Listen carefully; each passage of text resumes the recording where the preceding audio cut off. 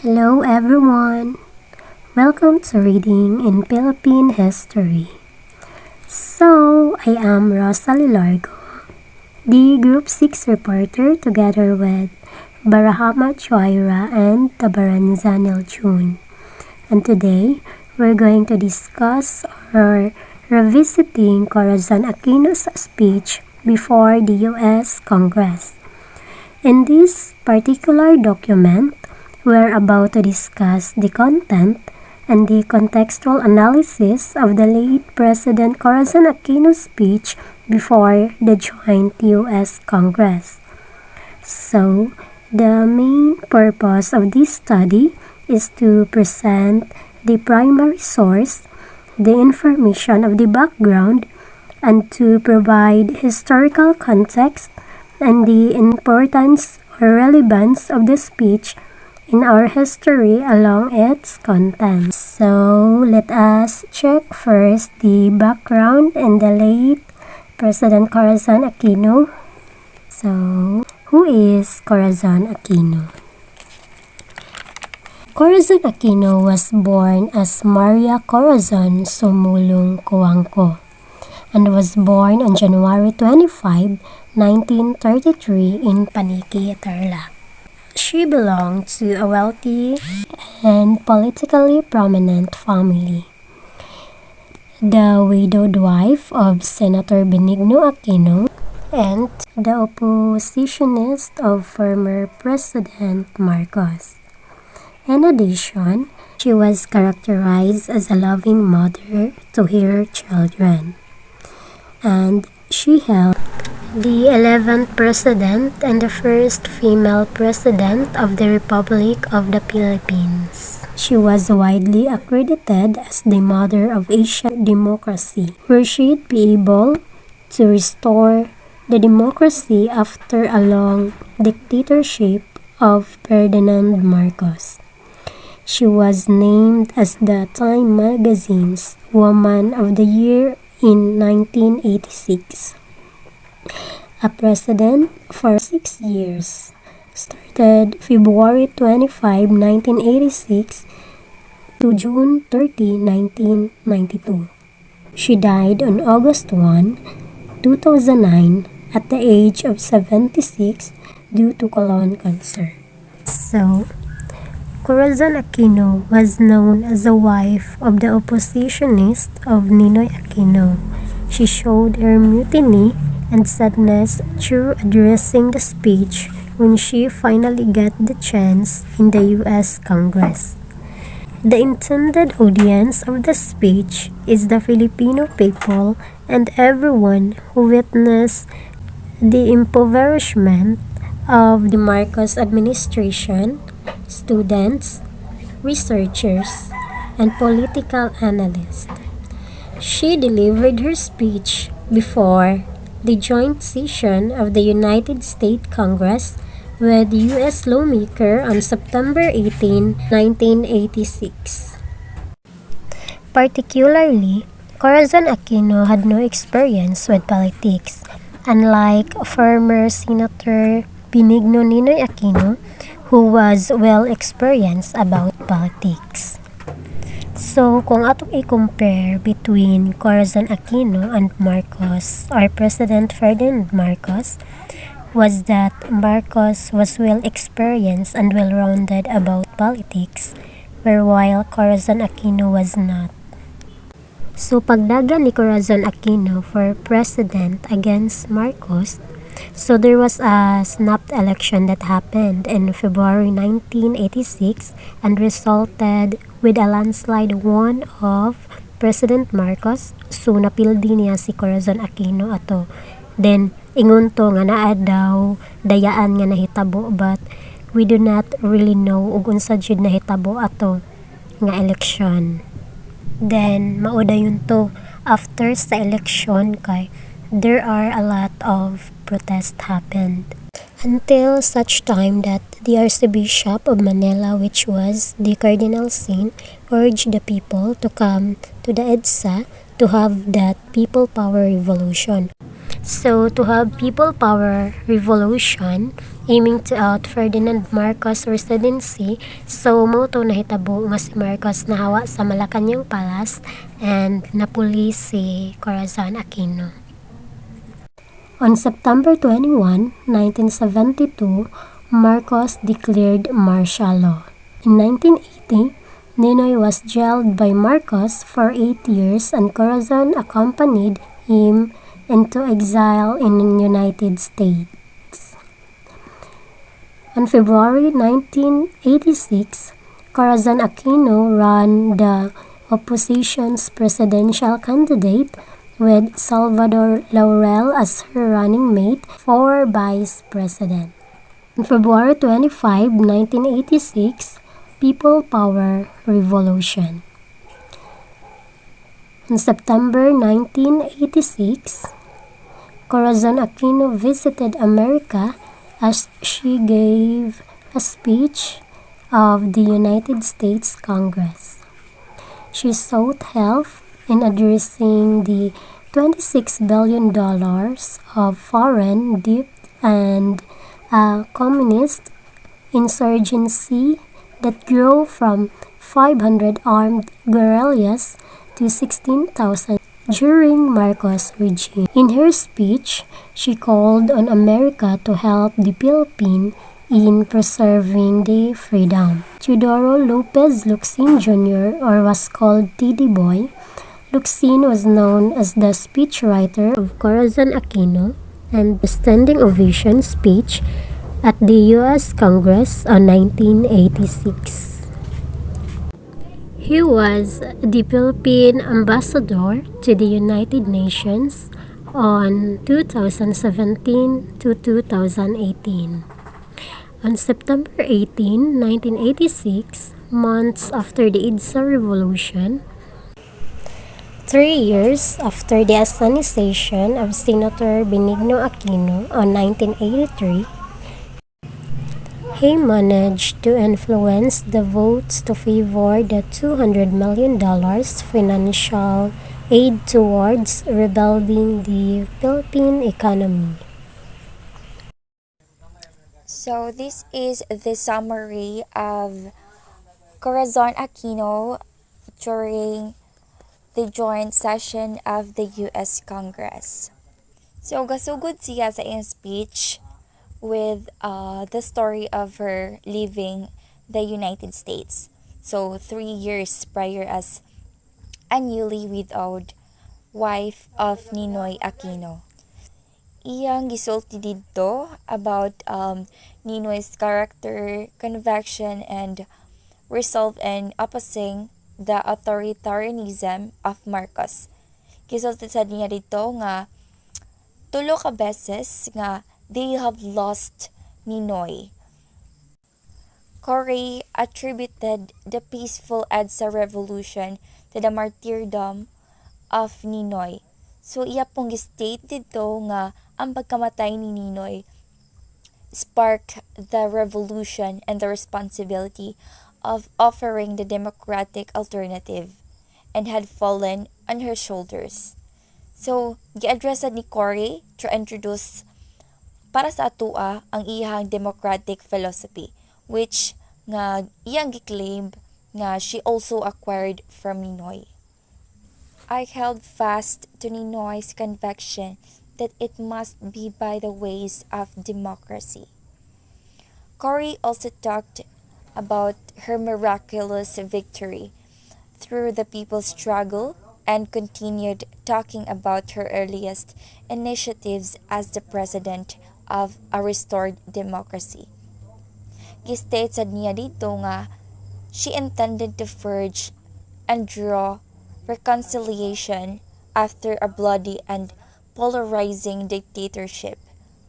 So gi-emphasize ni Cory nga ang importance of the EDSA revolution in terms of being a limited revolution that respected the life and freedom of every Filipinos.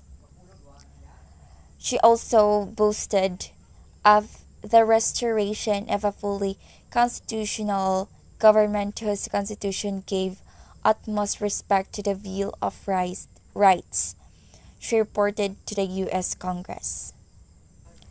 Cory then proceeded on her peace agenda with the existing communist insurgency, aggravated by the dictatorial and authoritarian measure of Ferdinand Marcos. Cory's peace agenda involves political initiatives and reintegration program to persuade insurgents to leave the countryside and to return to the mainstream society to participate in the restoration of democracy. She invoked the path of peace because she believed that it was the moral path that a moral government must take. Nevertheless, Cory took a step back when she said that while peace is the priority of her presidency, she will not waver when freedom and democracy are threatened. Iya sang giingon nga, similar to Abraham Lincoln, she understands that force may be necessary before mercy. And while iya tong gisulti, she did not relish the idea. So she will do whatever it takes to defend the integrity and freedom of her country. So then Cory to the turned to the controversial topic of the Philippine foreign debt amounting to 26 billion at the time of her speech. This debt had ballooned during the Marcos regime. Cory expressed her intention to honor those debts despite mentioning that the people did not benefit from such debts. Thus, she mentioned her protestations about the way the Philippines was deprived and choices to pay those debts within the capacity of the Filipino people. So she continued that while the country had experienced the calamities brought about the corrupt dictatorship of Marcos, so no commensurate assistance was yet to be extended to the Philippines.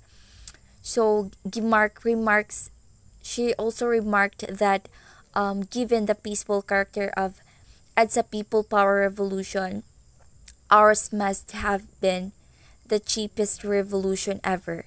So she demonstrated that Filipino people fulfilled the most difficult condition of the debt negotiation, so which was the restoration of democracy and responsible government.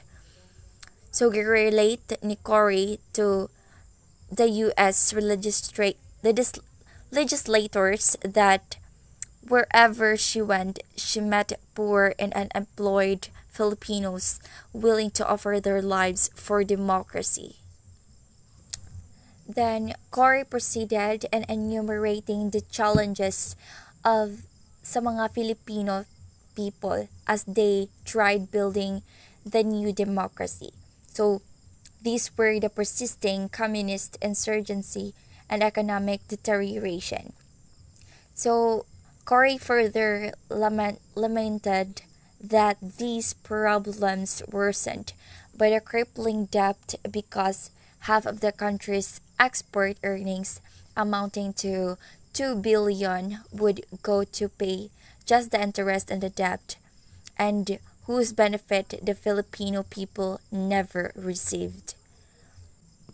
Cory then asked a rather compelling question to the U.S. Congress. Has there been a greater test of national commitment to the ideals you hold dear than that my people have gone through? You have spent many lives and much treasure to bring freedom to many lands that were reluctant to receive it. And here you have the people who want it by themselves and need only the help to preserve it. So, gi-end na ni Cory ang iyang speech sa pagpasalamat sa mga Amerika for serving as home to her family for what she referred to as the 3 happiest years of our lives together. So she enjoyed America in building the Philippines as a new home for democracy and in turning the country as a shining testament of our two nations' commitment of freedom.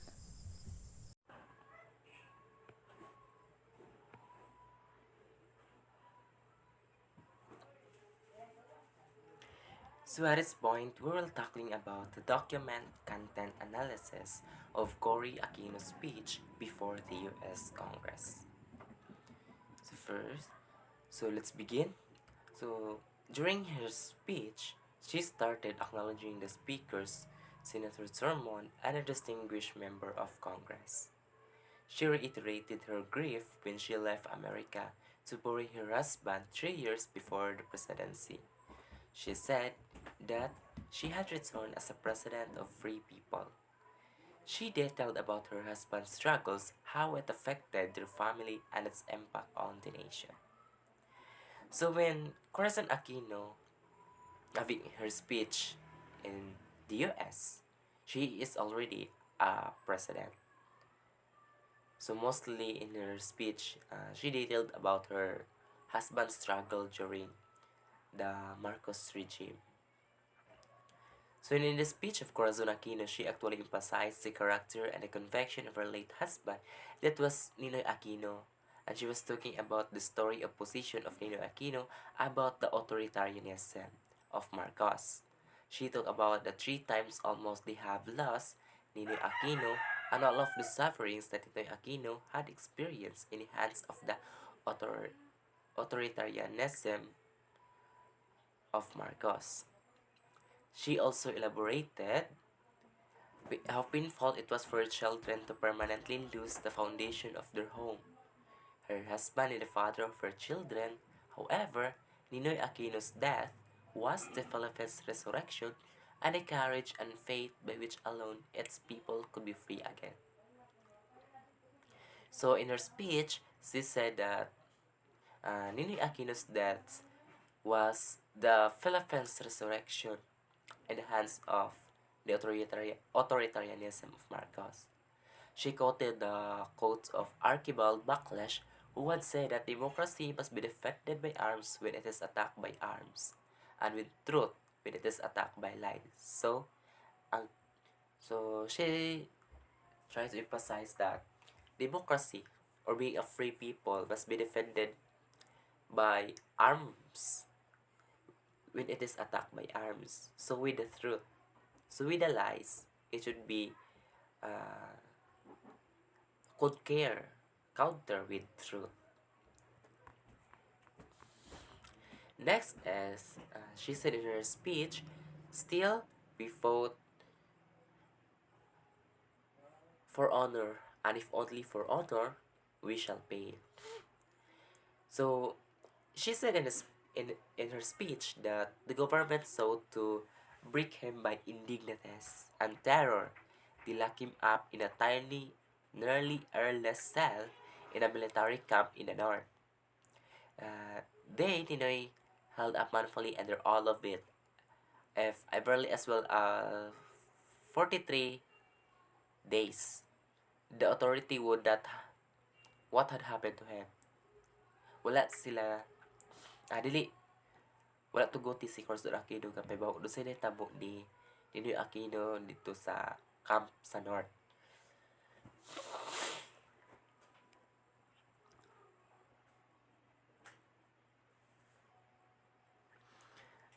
She took the responsibilities in taking care and fighting for the sake of freedom of the whole country. To declare the freedom of the Filipinos from Marcos regime, muna siya ang usas niya nga gi-highlight sa iyang speech. Because in the Marcos regime, he, he attributed that the EDSA revolution was the peaceful revolution, and it would serve it is an honor to the death of her husband. So in other words, parang sinabi niya, if not because of death of Ninoy Aquino, then posibleng walang EDSA revolution na mangyayari. Kasi after the death of Ninoy, there were many people who sided them They were declaiming for the right for the freedom of rights. Next is to mark a new beginning for the Filipinos and to its government. So in the speech of Corazon Aquino, we could see that Cory introduced the democratic philosophy that she claimed as coming also from her husband. She said, I held fast to Ninoy's conviction that it must be by the ways of democracy. Next is to appeal for financial help.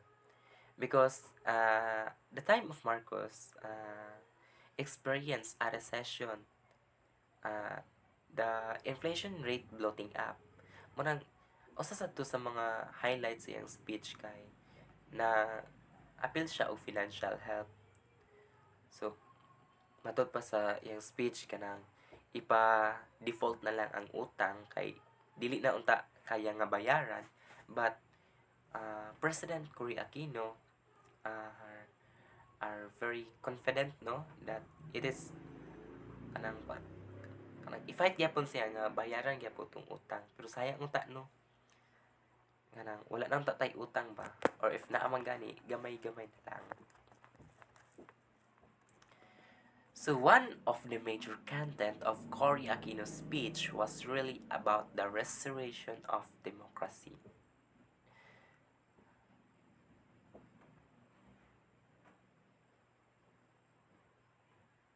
Madyo ni siya ang iyadzong kanang tumong sa iyang speech dito sa US nga ma-restore ang democracy kay daghang mga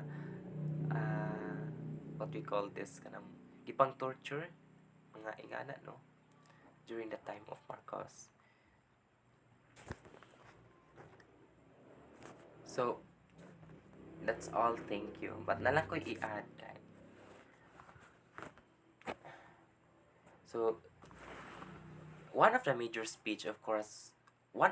content of speech of President Corazon Aquino was really about the restoration of democracy. It was talking about the respect of freedom of rights of the people and the restoration of democracy from the authoritarianism or dictatorship of Ferdinand Marcos. This is a controversial agenda of the speech of Aquino before the U.S. Congress was about peace, freedom of rights, and peace. So, peace agenda because she was talking about the existing communist insurgency in the country. We can actually remember that during the time of Marcos, one of the reasons why Marcos declared martial law was due to uprising growing numbers of CPP and PENDF. Nakabantay mo karon kanang sige og rally, almost and mostly mga CPP and PENDF. So nagyapon sila nahurot. No? So during his time, when Marcos implemented martial law and ang mga CPP and PE, nakulong sila nga priso. Yeah, some was tortured based on some historians. Yeah, modyo po nahitabo daw. So, however, based on the speech itself of Corazon Aquino, she was taught to have peace. Peace of these people, that's why, this is one of the reasons why ang daming mga NPAs ang pinakawalan ni President Cory Aquino during her time. Because she wanted that these people will live a normal life. She wants to live with us, and she wanted to have a peace. So, it's always a peace. It's matter on peace. So dili sad ta maka-question po niya kay mo sad po to ang iyahang kuan po iyang beliefs nga if there are peace basig wala na CPP and PNDF. So this is the question after the time of Corazon Aquino. Did the CPP and PE stop the rebellion? Diba wala no? Rebellion, andyan pa rin yung mga MILF, CPP, and PA. Actually, they increase in numbers. They multiply and multiply. So, towards the end of speech of Corazon Aquino was actually thanking the America. She thanked the America of accommodating them for 3 years when they are in exile. She was assuring that America that she wanted to restore democracy. She assuring America that she should be an alliance with the Philippines and the America during her reign as a president of the Philippines. So Cory Aquino wanted to have an alliance of America. So Corazon Aquino was still continuously building alliance with the America, continuously building connections with the American people.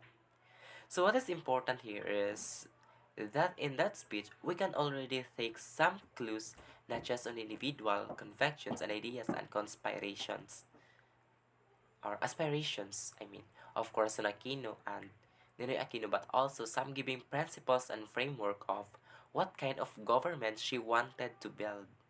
So what kind of government she wanted to represent when she became a president of the Republic of the Philippines right after the time of President Ferdinand Marcos.